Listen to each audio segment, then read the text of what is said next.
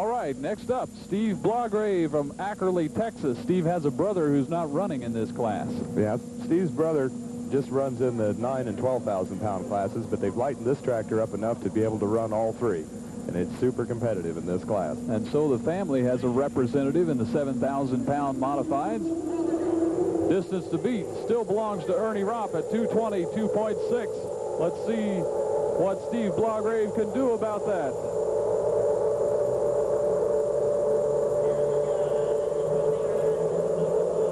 Steve's got his balance right. He ought to make a really good pull. And he's away.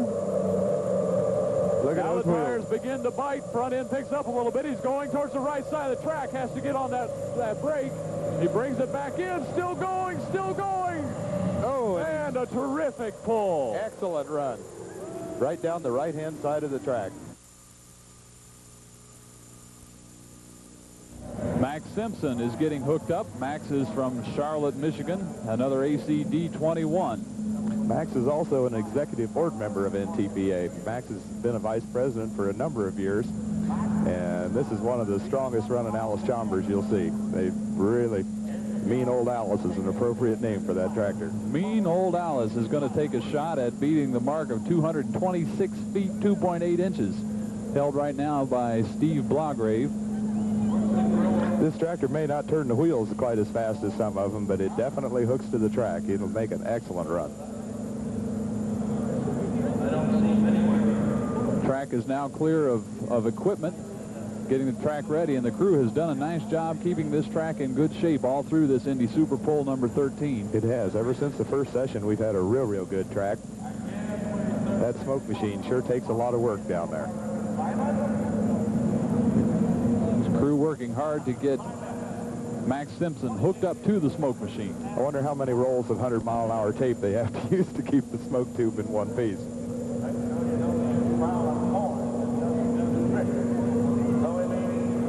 They hold tractors, funny cars, everything else together with that 100-mile-an-hour tape. Now we're set. The green flag is up. The green light on the weight sled is on, and Max is away from the line.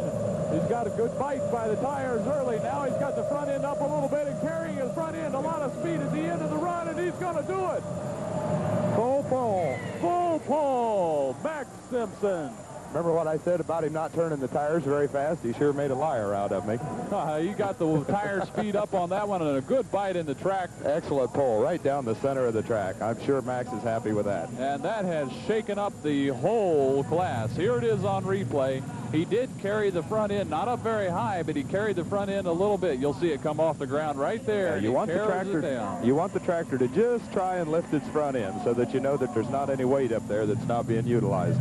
And he pulled it right past the line. You can see the line on the replay there. Max Simpson jumps into the lead with the full pull, and that will drop Steve Blograve to second place. And puts an Alice Chalmers in first place. And Neil Gettinger at third.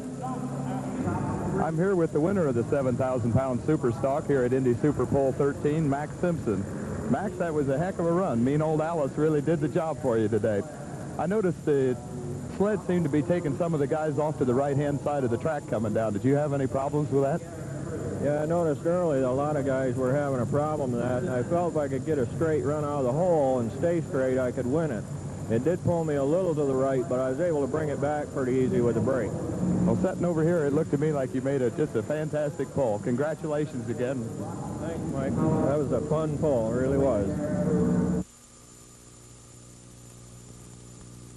And we're set to begin the pull-off, and the first one to hook up will be the little red truck, Wayne Roush. I'm not sure what they may have done to the sled to make it a little heavier. They could have blocked the weight box ahead a little bit and given them a little more preload off the starting line. They may have added weight to the box, shifted a gear. We'll have to wait till they make a run so we can see what they've done. But anyway, this ought to be a super pull-off. Number of options for the official crew as they set the sled.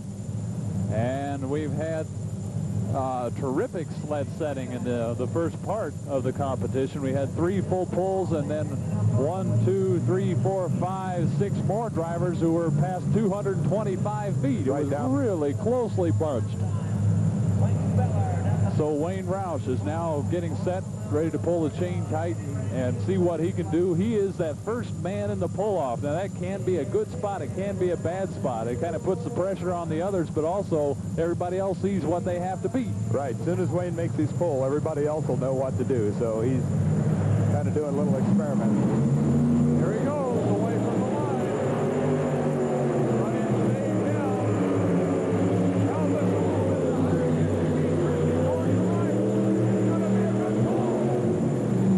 and that's a terrific pull in the pull-off for Wayne Roush. Drifted towards that right corner again. Seems like all day long it's been pulling him over to the right side of the track. Here comes the In-Laws and Outlaws team. Dan Biebrick from Decatur, Indiana, not too far away from here. A lot of Hoosiers will be rooting for this one to pull it out and win the class. I'm sure they will in a 1949 Dodge panel truck. Old truck buffs will be happy to see this one pull, and they'd like nothing better than to see him win. I wonder what this old truck did before they made a puller out of it. It's probably seen a lot of days and a lot of different kinds of service. Dan Biebrick getting hooked up, tightening up the chain. The chain must be tight before the official will give the signal that the puller can start. Now we have the green light on and the green flag up, and here goes Dan Biebrick.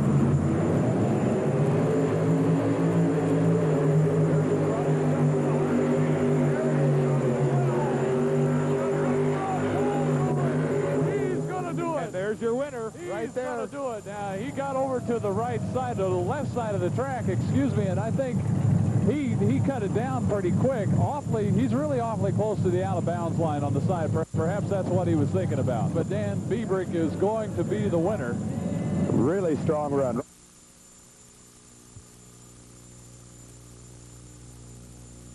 And now we start the pull-off with Bruce Hutcherson, the first one to go from Patriot, Indiana. We've added more weight to the sled, and Bruce is backed up and getting these 5 Road X running. He'll be heading down the track in just a minute. And once again, he's got the Macon Bacon Special out on the track and ready to go, hoping to win the class. And his opponent in the pull-off is Dave Banter in the Banter Brothers Blue Machine. So we will see an all-out shootout. And here he comes.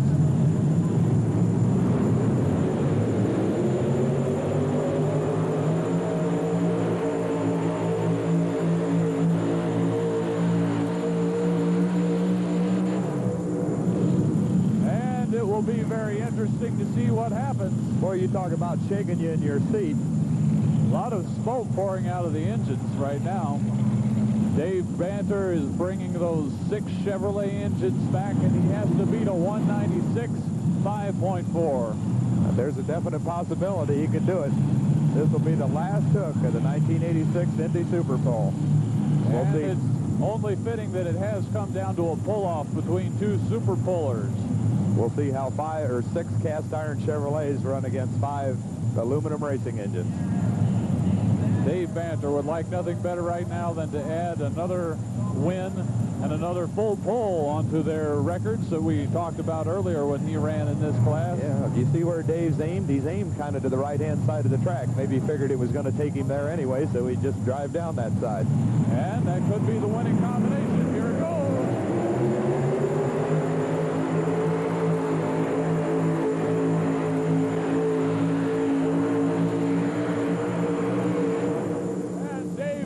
Has done it.